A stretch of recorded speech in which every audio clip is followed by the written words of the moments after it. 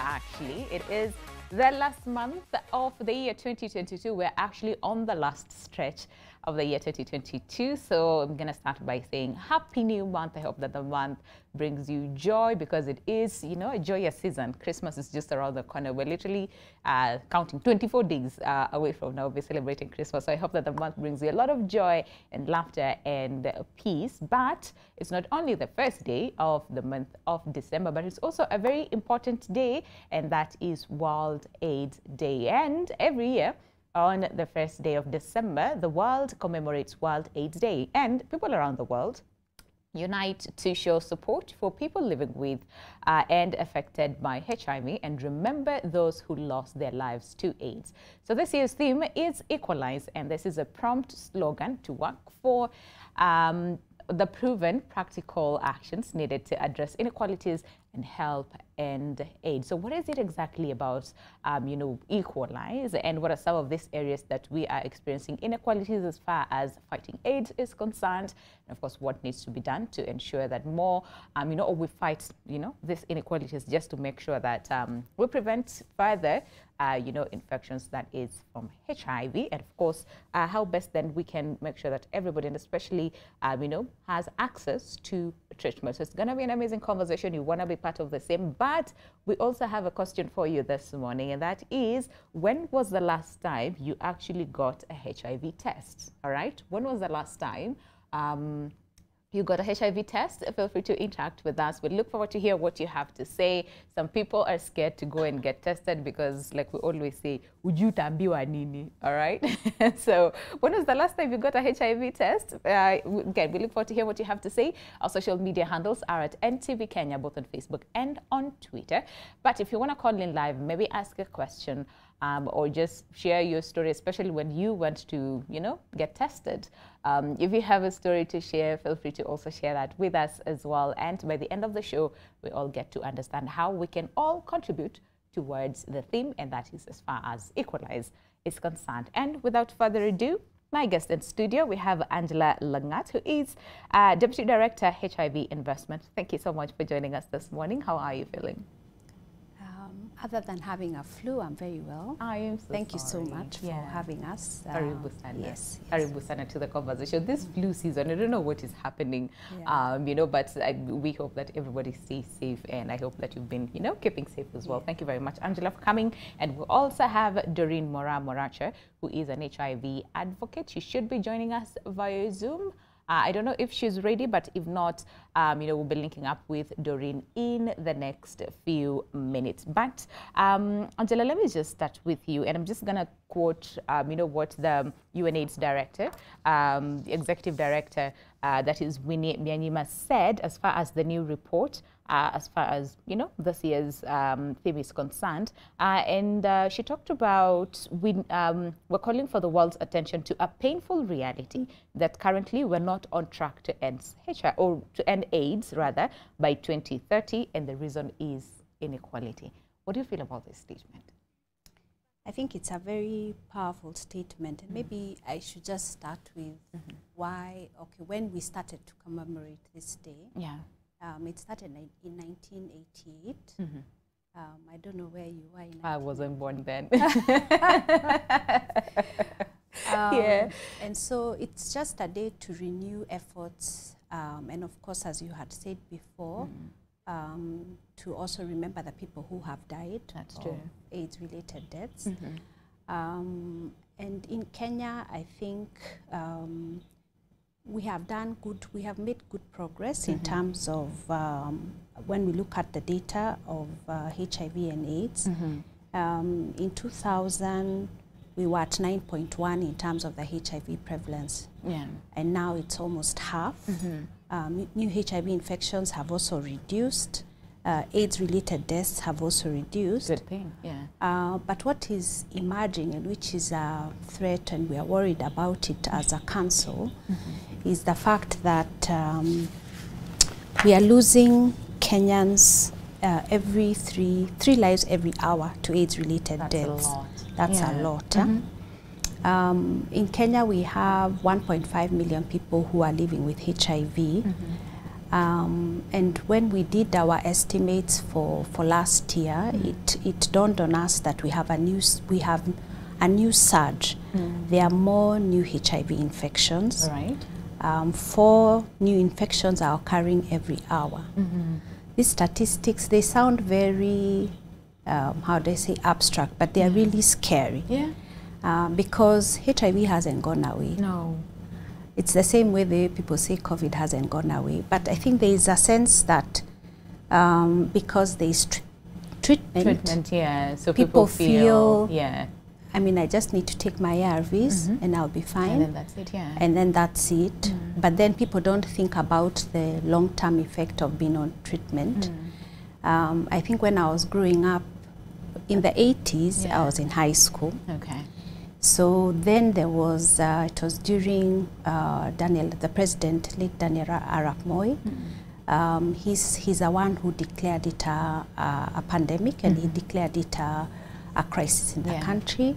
And then Mama Lucy, that's what I remember. In fact, today I was thinking about this conversation, and I was saying, where was I at when all these things started? And I remember Mama Lucy had this, I don't know, Tachil, and there was this slogan. And that's what I remember about the movement. And I remember back then, there used to be such scary pictures of people who had HIV and then progressively who had AIDS.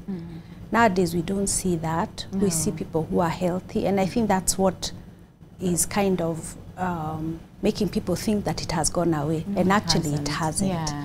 And it hasn't.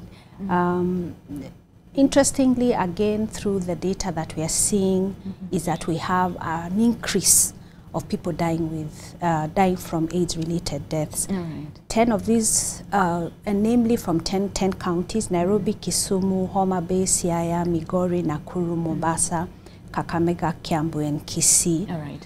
And the unfortunate thing is that majority of these deaths are recorded among men. Okay. And it's unfortunate that these deaths are also preventable. What I don't know, okay, I'm not a man, but I think from what we are seeing is that men do not go for testing. So they have poor health seeking, what we call poor health seeking behavior. They do not take their medicines if they are positive. And then if they are not taking their medicines, then they are not virally suppressed. That's the thing, And the majority of the times, and I remember, I think a year before or 2 years ago, there's usually, there was a lot of conversation around adhering to treatment. I mean, even now, we still call out, on people to just adhere to their medication. There's a whole lot of conversation around it was too much, a lot of pills, in a day. So, of course, that aspect of fatigue would come in. There was a lot of conversation around stigma as well, and how to end the same. But it's just sad that even now, in 2022, we still have a lot of people who are not adhering to medication because of so many reasons, and stigma has been, one of them. So clearly, we have a lot of work cut out for us, in terms of just making sure that we deal with the stigma first, and then, moving forward to other things. But something else that we also mentioned is the whole aspect of a new surge, and it's a surge of new infections, which for a very long time we have been able to, right? Downward trend. Yeah. Then all of a sudden we The have numbers are an high. upward trend. Why do you think that's the case? Okay, from the data that we are seeing, Yeah. we are seeing that young people, so remember I said that we are having 4 infections every hour. That is very concerning. Half of these infections are coming from adolescent and young people. Okay. Okay? Adolescent meaning from 10 to, I mean a young person is still 24, which is a bit scary. And I think it's that lack of cautiousness, like, you know, that it's not there. Yeah. So you will have unprotected sex. You will not care whether you're taking your treatment if you're if you're living positively as an adolescent. So the surge is actually coming from that age bracket. Yeah. Okay, which is very concerning. The other thing that we are seeing with that age bracket is an increase of teenage pregnancies. Typically in the country we would have 1.5 million births in the country. All right. 20% of these are attributed to adolescent and young, between 10 to 17. Okay. 1 out of every 2 cases that we're having of sexually gender-based violence, the conversation that I was watching earlier on just now, are happening to adolescents. All right. Okay. So this cohort, this group of young people is truly threatened. Yes. In 3 ways, either through pregnancy or through HIV or through gender-based violence. Yeah. Okay. So what has happened as a council, the National Syndemic Diseases Control Council, what we are trying to do is, and I don't know whether you've heard about it, the Triple Threat campaign, where we've been going to counties. So I think we're on the 17th county in Bungoma today. All right. So we've been going around the country having dialogues with communities to rally people to take action. Yeah. A child who's below 18 is a child. That's a minor. Yes. Okay. Yeah. If they are pregnant, if they've gotten pregnant, it means that they've been violated, and most likely by an older boy or a man. Or a man, yeah. Okay. And sadly, it's just within. It's just within the community. So we've been carrying out sensitization with the National Administration arm and community health volunteers to try and get the country to take a step back and say what is happening in our communities. When I was growing up, I remember my grandmother is the one who told me about sex. Yeah. I don't know who introduced to you then. Let me tell you, it is a conversation that is like one of the most difficult conversations, especially among parents, because they're like, so we learned most of these things in school.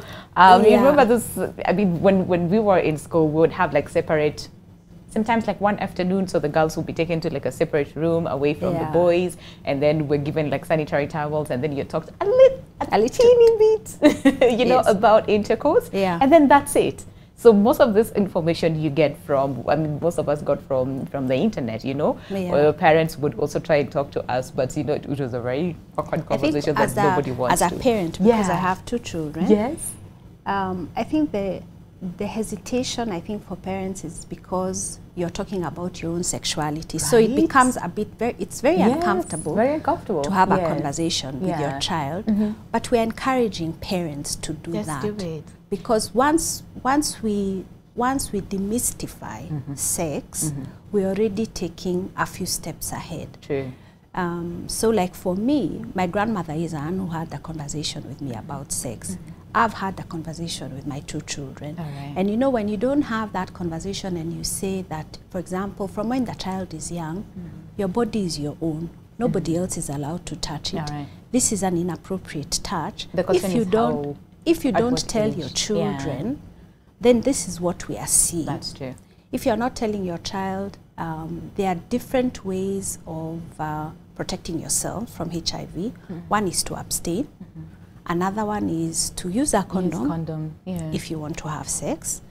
If you are at a high risk, use PrEP, post-prophylaxis.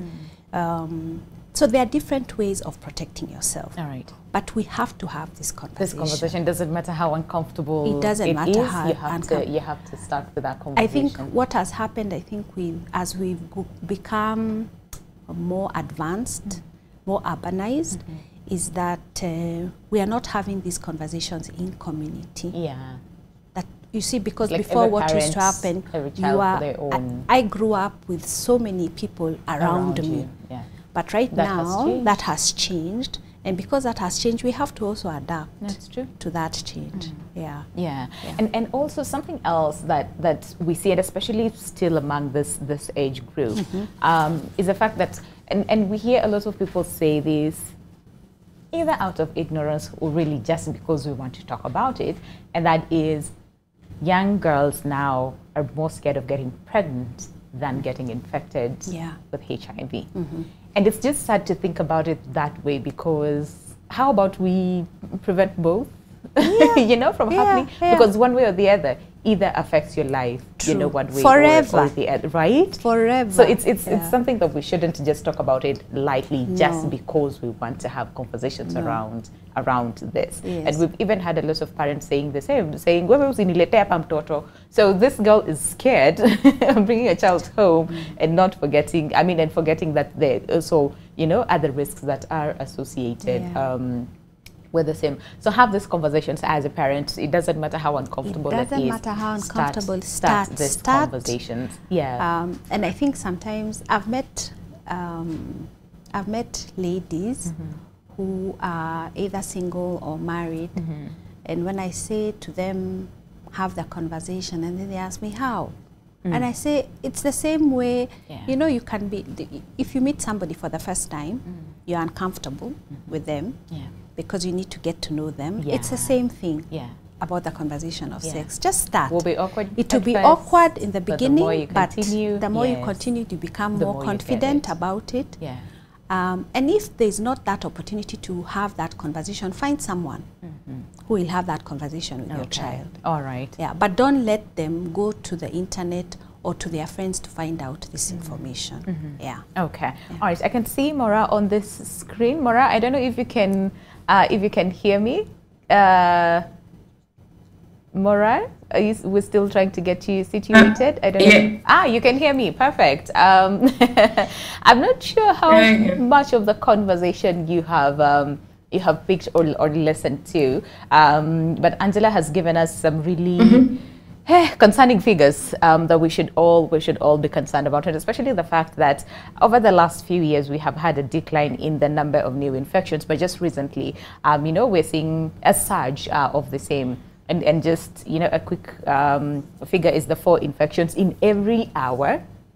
Very, very concerning. So for you as well, you know, as a HIV advocate, what do these numbers say to you? And especially when it comes to Kenya's, you know, staying on track as far as ending AIDS.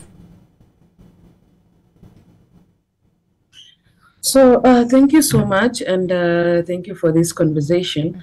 And to me, I feel that we have work to do.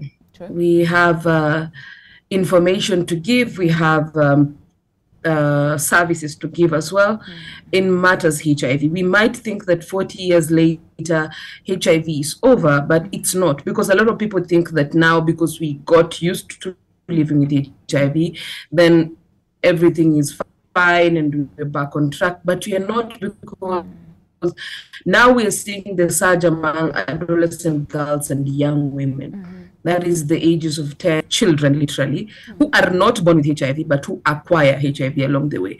So with that, you know that we really do have a problem that we need to address as soon as yesterday. We need to give information on PEP, give information on PrEP, teach these young girls that, and I speak specifically for young girls because they're the ones who don't have the urgency to negotiate for safe sex.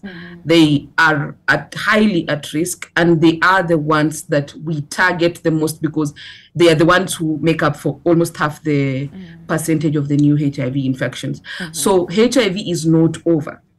I know a lot of times we will say HIV, we are used to it now, you guys are taking ARVs. Yes, we are, but it's not over. And if we want to end AIDS by 2030, then we really need to be very intentional about the fight against HIV. We cannot let the number of new HIV infections to continue going up. Absolutely. And of course, we can also, we can't forget the question about the, interruptions here and there, that and COVID came and all focus went to COVID. And then, we forgot about, this other pandemic that we really need to also, put, like so much emphasis on. And especially now that we're seeing new, a surge in new cases, which is just concerning, for all of us. But how about we take a break? When we come back, we'd also want to know how we're doing as a country as far as staying on track on the 90-90-90, target. We were doing so well. So, Angela, you help us understand where we are, to what more needs to be done. And also, for you, Doreen, of course, the country has adopted, various ways in terms of HIV prevention and testing and all those things. And I'd also need to understand from you, so what works and what doesn't, and having interacted directly with the people, and especially the young people and, everybody in general. So what exactly is working and, what is not working? So of course, all that is coming up after the break. But remember, the question that we're asking you, and that is, when was the last time you got a HIV test? All right, I'll be reading the feedback when we come back from the break. Stay with us. This is Your World.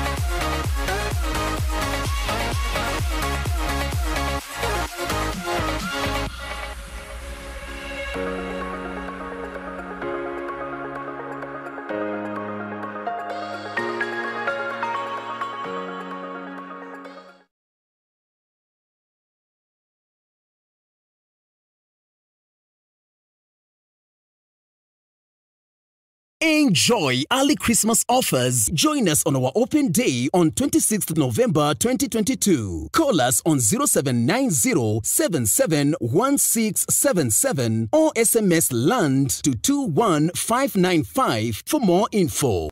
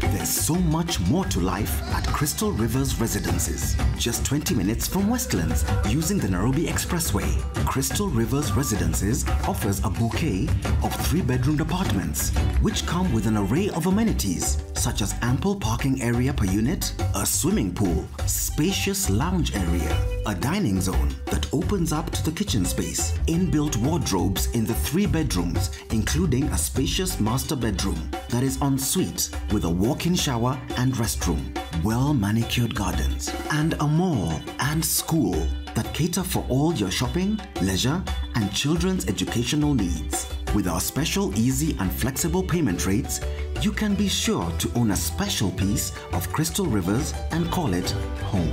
For more details, call us on 0758 503 015. Crystal Rivers, the future of fine living.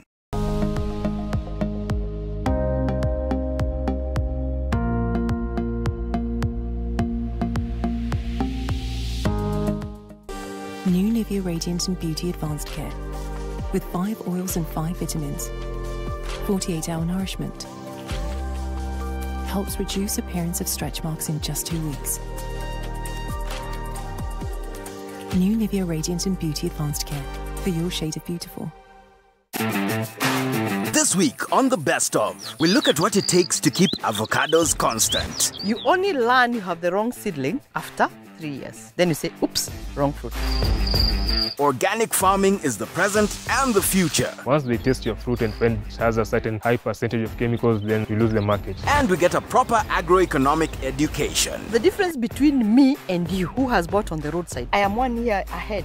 Money grows on trees. As little as they are, they fetch a lot of money. On The Best of Avocado Farms.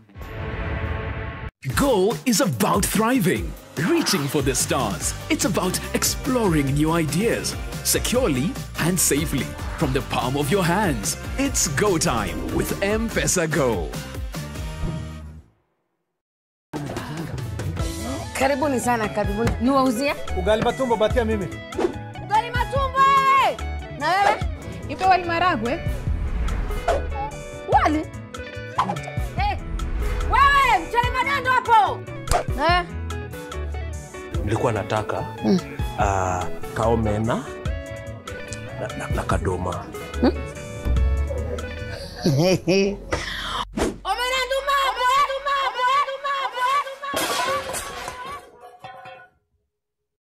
Oya customer, usijali chakula yako tutakutengenezea kwa ajili yako tu. Maisha yako, mapendeleo yako. Tunukiwa na Safaricom. Chagua bei yako ya kupigia simu au data. Piga *444# au utembelee My Safaricom app upate deal poa ya kupiga simu. Uongee zaidi au ubrowse zaidi. Nataka chapati na crips.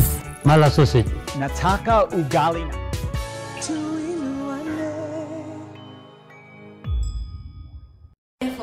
His legs are huge. As for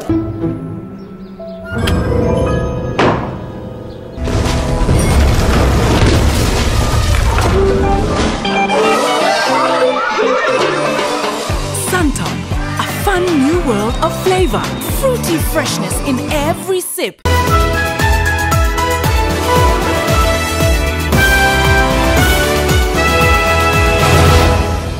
We know your flavor, and that's how you inspire us to always deliver the best quality meals made fresh with locally sourced ingredients. Galitos, bold African flavor. Get the Galitos Hot Box and a 500 ml Coke soda at just 699 Kenya shillings.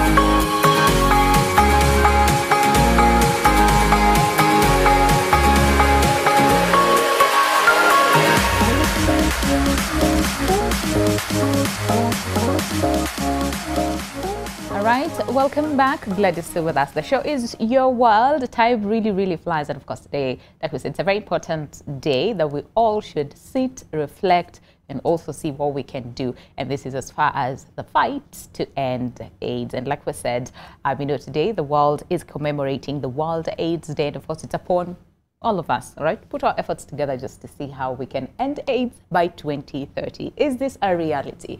What are some of the measures that we need to put in place just to make sure that this is achievable? Are we on track or not as a country? Angela is here to help us, understand that part. But also, remember what we're asking you today, and that is, when was the last time you got tested for HIV, all right? When was the last time you got a HIV test? I've been reading your feedback. It's quite a lot. So we're sampling them, and then I'll be reading them before we end the conversation or before we end the show. But even aside from that, let's take a look at how we're doing as a country in terms of the statistics when it comes to HIV and AIDS. So we're looking at this as at 2021. Let's have the statistics. So the number of persons living with HIV, as of now, stands at 1.4 million, so 1,435,271, and then the number of new infections stands at 32,027. All right, and then of course the number of persons who are on antiretroviral therapy stands at 1.1 million, and to be exact, 1,199,101, and the number of persons who've lost their lives again to HIV stands at 19,486. But so that is what the numbers look like as at now. But also what Angela told us earlier, of course, this is something that we really need to look at or think about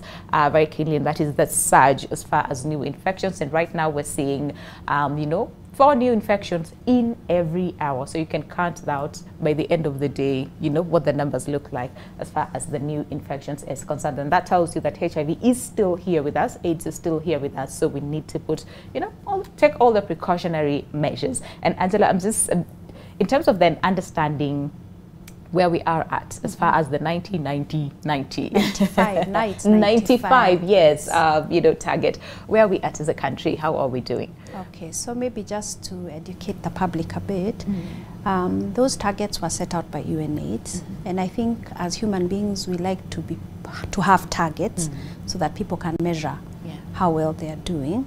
So as a country, in terms of the 95, what it means is that 95% are diagnosed, 95 are put on treatment, and then 95 achieve viral suppression.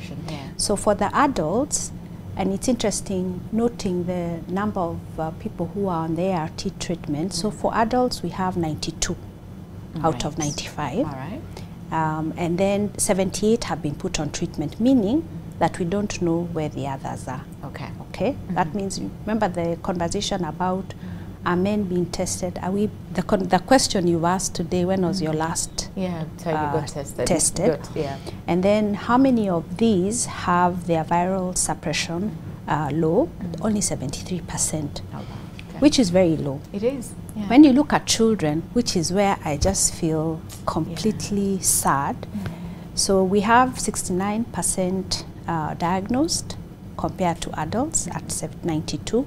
59 have been put on treatment compared to adults, 78, and 55.5 have achieved viral suppression. Today, we are also launching as a council the AIDS report for this year.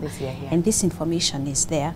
But it just shows you from a child's perspective that we are completely off track. And we were having this conversation about people going for testing during the break. And I thought about it, and I was saying, when you think about cancer and HIV, cancer, there is fear. For both diseases, there is fear. But cancer, people will have a woye, oh, I'm so sorry, you know.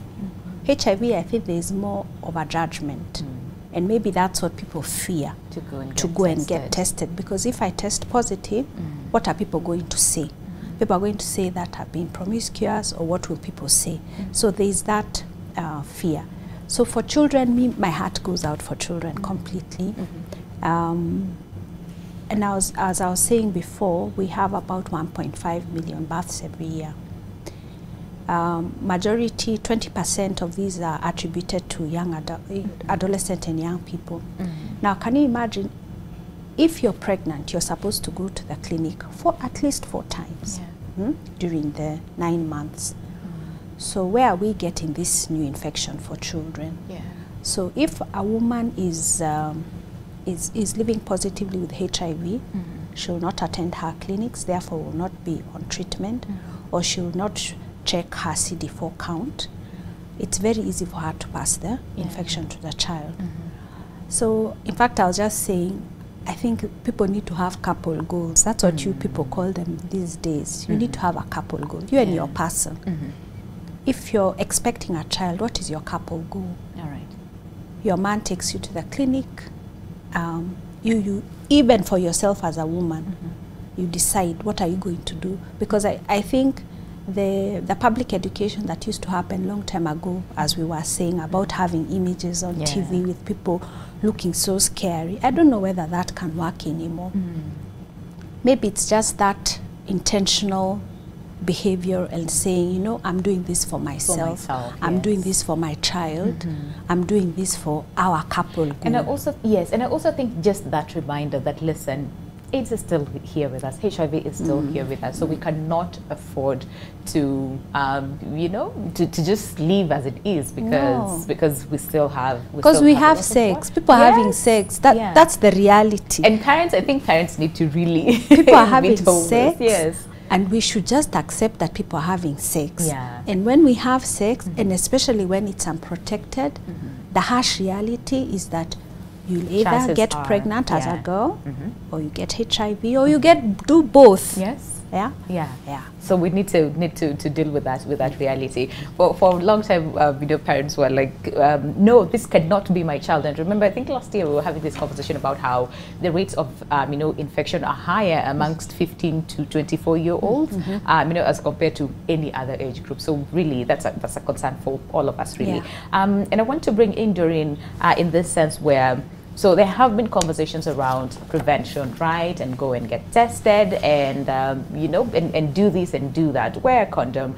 You know, there's PrEP, there's PEP, there's abstinence, which I don't know if that still works, Yes, especially the young people. It does. There are some who are not having sex, so the ones who are not having which is sex, a good thing. They stay. Yeah. Okay. Yeah. So Doreen, what do you feel? What are some these other ways? And of course, having interacting with the community, what works, what doesn't work, where do we need to change, tweak a little bit, just to make sure that you know, people really understand how important such conversations are. So for HIV prevention, Doreen, I think you all right. Very interesting. Go ahead. You okay? And the thing is, there is no one size fit all for everybody, because there are people who abstinence works. There are people who using a condom works. There are people who being faithful to their partner works. There are people who being on PrEP works for them. There are people who wait for the exposure to happen and then take PrEP. So it's not a one size fit all. We need to continue with the education on why HIV prevention is very important. We need to continue telling the masses that HIV is preventable. So stop testing people with your eyes and just get tested. Because a lot of people just ask each other, babe, how many trust? And then before you know it, everything just goes south from there. So babe, how many trust might actually land you in a situation where you have to take care of this for the rest of your life. So because we know that HIV is highly preventable, it's very advisable that we keep the education going, because the education and information is one of the things that is lacking. It has a major gap for the general population, and some people wait once the infection happens, then they're texting you a week later and they're like, last week I had a HIV scare, or I had an HIV what is it called? A HIV exposure, sorry, that is the word I was looking for. I had a HIV exposure, and it's a week later. You can't help them. You can't tell them go for PEP. You just have to tell them to wait for the 3 months. So what I will advise is that as HIV advocates, as people who are at the forefront of fighting HIV, we need to continue talking about HIV. We cannot give up. I know to the general population, at some point we might even start saying it's getting boring. But it's 4 decades and we have HIV still. So we have to ensure that the young people know what prevention is. They know what prevention methods are available for them. They know how to access those prevention methods, because that is also another problem. Most of them know there's PEP, there's PrEP. They just don't know where to get them from. So we have to we cannot stop. We actually can't get tired. Because if we have to end AIDS, then we have to prevent it. But are we giving information to the people who need it the most? Is Mohammed going to the mountain, or is or as the mountain can we go to Mohammed? That literally means, can we go to the most at-risk populations? Can we talk to them? Can we tell them these are the options available for you? This is what you have to do. Can we tell an adolescent girl and young woman who is for lack of, please, I am not stigmatizing people, but who is probably in like Turkana County, do they know that this is how to correctly use a condom?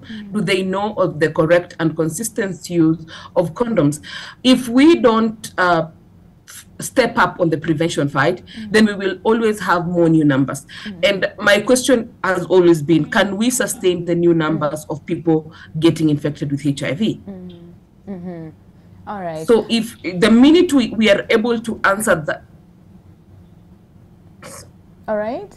Okay, Doreen, yeah, go ahead. Just finish it. Then I don't know what happened to my No, don't you worry. It's all right. Yeah. Just finish your point and then we'll sample the feedback, yes. So I was saying, the minute we are able to answer ourselves that will we as a country be able to sustain new numbers of people living with HIV, then that is the time when we will realize that we need to step up. We need to put our money, that there is the saying of money and the food and all that. We have to really be intentional when it comes to HIV prevention, because we cannot let more people become HIV positive, because we might not be able to handle them in terms of resources, because right now the funding is going down. So we really need to step up. We need to remove the barriers to access for HIV prevention. We need to give it the correct information out there, and we need to give services and commodities. So we must have PrEP and PEP and condoms, yes, for us to be able to prevent HIV. Yeah, absolutely. All right. So how about you take a look at feedback and then yes, okay, very quickly, and then we'll look at the feedback. Yeah. I just wanted. She's brought up an interesting issue about resourcing. You know that ARVs are free. True. Okay. Yeah. You can walk into any facility in this country and get ARVs. Get yourself. Yeah. But free means somebody is paying. Who's paying? The government is paying. Yeah. The management and control of HIV is very expensive for government. So our annual requirement to finance the entire HIV response comes to about 25 billion Kenya shillings. Okay. Okay. Half of the share goes to care and treatment. Okay. As Doreen is saying, the resources are dwindling. True. Okay. The donors. Actually, yes, the donors are pulling out, yeah. And it's because of how we got recategorized as a country. Yeah. And so what does that mean? It means that as government, we need to continue to ensure that we are ring-fencing money for HIV, that we are able to procure medicines on a large scale, that we are able to make sure that we have medicines that are locally manufactured in the country. Yeah. So the issue of resource is a critical issue, because the government is paying. We as government are the ones that are paying for commodities, for the entire for the ARVs. Right. So if we're not able to secure that 25 billion, it's a lot of money if you think about it on an annual basis. This is not 5 years or no. It's very expensive to manage HIV.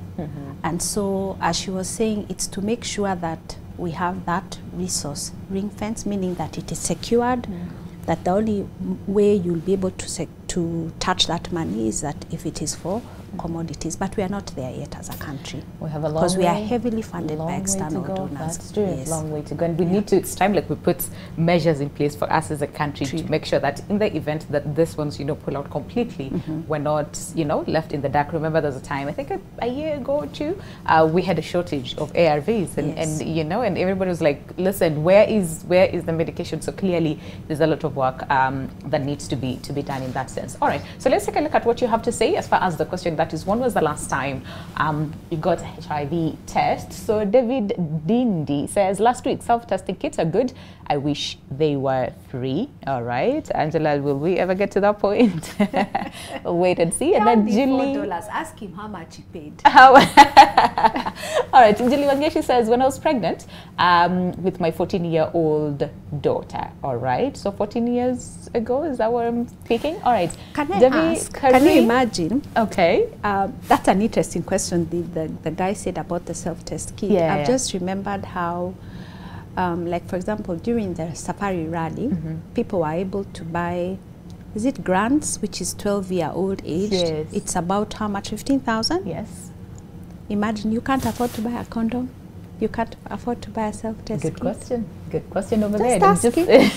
And I'm going to leave with that for you to ponder of the same. All right. And then Devi Karim again says, it was in 2020, and before I got results, I had developed fever, high blood pressure, confusion, and I almost fled. That aspect of fear. Okay, that we talked about. And then Margaret Gracious says, on February, I got tested since it's a must before traveling abroad to work 3 times the same month, but it is very scary. True. I get that. I get that. And then James Paul says, the last time I was tested is when my wife was pregnant. She was tested alone, and I got the answer of my status. Mwanaume kupimwa ni ile siku. Ni ile siku sasa mwili imeshindwa. And remember what you talked about earlier? Yes, what we talked men about. Are not men are not going, they are not being tested. But there's a self-test kit. You can do it at your own privacy. And as I said, I think the scare is more on the judgment. Yes. More, it's not like cancer. You know, cancer, you'll be tested, but as I said, people have it's very different. It's very different. But both of them have that scare of death. But HIV, I think, people feel that you'll be judged. And therefore, you hesitate to be tested. I know some time back people were saying, because I was also asked like this very awkward questions that are very uncomfortable. So a lot of people would say, yeah, I'd rather not, because this person, by the time they give you the results, ni kama umekushtua kwanza, and that is based on the kind of questions that they ask you, that you feel, hapana, this one's, no. I wish people could be test themselves the way we test radis with COVID. Do you remember when it started? Yeah. Everyone, me personally, I was so scared of taking that test because, you know, it meant that I have to stay home for 2 weeks, being tested for COVID. Yeah. But now, I'll just do the self-test, poke myself in the nose or swab, and get the results immediately. Yeah. But I think it's not the same, and maybe Doreen can say something. Yeah, we are really curious tested. towards about the same. So Doreen, I don't know. The whole question about about testing, and even for yourself again, the living positively. Of course, there's also the question of adherence and making sure that your viral load are suppressed. I'm really curious to hear from what you have, based on what everybody else the feedback that people are talking about.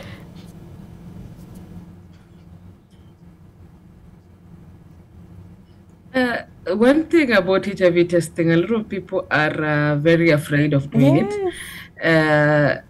I don't know why. In fact, the other day I posted on TikTok and I said it was just a sarcasm sort of video, and I was like, you're having unprotected sex with somebody who you don't know their status and you trust them. And most of the comment actually was a lot of people base their life on trust. Like, people trust God out here a lot. And they're like, I can't go to test because whatever I'm going to do at the VCT or rather the testing clinic, ni kama kuamsha HIV. Like, literally that was the word. Naenda kuamsha. Yeah. Hakuna kuamsha HIV because technically you're going to confirm. Bless you. Yeah. Sorry. It's okay. Positive or negative. if you're negative, then you continue staying negative. If we figure out how, I have lived with HIV to the side. It is a long journey, and the stigma against people living with HIV is still there. It's still real. We don't need new numbers. We just need you to stay negative on the other side. Prevent yourself. Don't cross over, because when you cross over, then that means that you're adding. I am saving you from a lifetime of stigma, guys, and a lifetime of taking ARVs, because so far we do not have a cure towards HIV. So most people fear testing, like there is the general fear of testing, but we really, really need to especially promote the aspect of self-testing, because now it's more of a self-care model of in the HIV response. So we really need to teach people on how to test. You know, the way even COVID has a self-test, I think, at this point, because I have self-tested myself with a COVID test kit in the house. So we need to promote the self-testing at home, and also teach people about the window period part of HIV, how long they should wait before they test, how like in a year you need to test at least once. And for couples, because couples really struggle with HIV testing, where the man waits for the wife to go get pregnant, to go get tested, confirm through the wife that they did HIV. Like what just said they got the result of the wife, So your results are not your partner's results. No. Because I was born in a family that is a discordant couple. So my dad was HIV negative, my mom is HIV positive. So you see, they were married, yes, but they had two different HIV statuses. So please normalize testing for HIV with your partner, not waiting for them to test and you to confirm that that is your result. That is not your result. Yeah. I like that. And also, Doreen, I want you to also speak on, the whole question about adherence to medication very quickly before we end the conversation, because literally we have like 2 minutes to go. Because we talked about, the whole aspect of exhaustion, taking medication every day. And of course, as the country and the entire globe, will, moving towards viral, suppression, so that we also help, especially with the new surges. So what would you say, and especially for you, being able, to go through the same, ensuring that you take your medications, on a daily, what is it that you will tell the people? So when, along the years, because I've now been on treatment for the last 17 years, I have seen a lot of things change in the HIV response. One of the best things that has happened in the HIV response happens to be viral suppression, or the U equals U movement.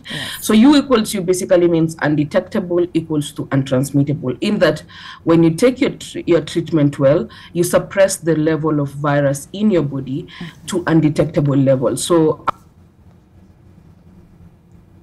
oh no, Doreen. All right. As we said, the HIV virus in your blood. So once you're below 50 copies, then you are virally suppressed, or you are undetectable. So when you are undetectable, you cannot transmit HIV sexually to your partner. For women, it's a plus because it prevents the baby during conception from getting the virus when they are in the woman's womb. So viral suppression has really changed how the HIV response works, and basically the whole aspect of prevention, because now people who are in discordant relationships are happy, I guess, for lack of a better word. They're now sorted, basically, because then you know that my positive partner is taking treatment and they cannot transmit HIV to me. So that is the whole aspect. I know a lot of people doubt it, because they're like, how can that happen? Because possible? What we have known for the longest time, we have known for the longest time that once you are with a HIV positive person, that's it, you are infected and all that.